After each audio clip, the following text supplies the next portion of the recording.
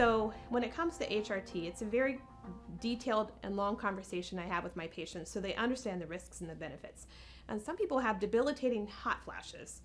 And in that situation, the benefits potentially outweigh the risks, and we'll place them on hormones to help them treat their hot flashes.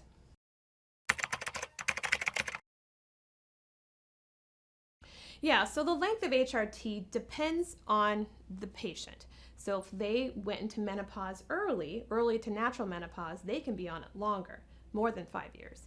Typically, we use the rule of 5 years after natural menopause if they're in their 40s or 50s to help taper their hormones down so the hot flashes and night sweats are not as significant.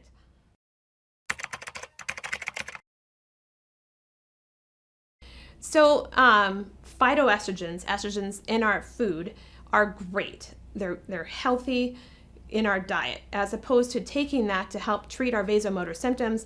Really not going to be a significant amount to actually help with those symptoms. But they're nutritious, so you can eat them, that's great, but it's really not going to be a significant benefit.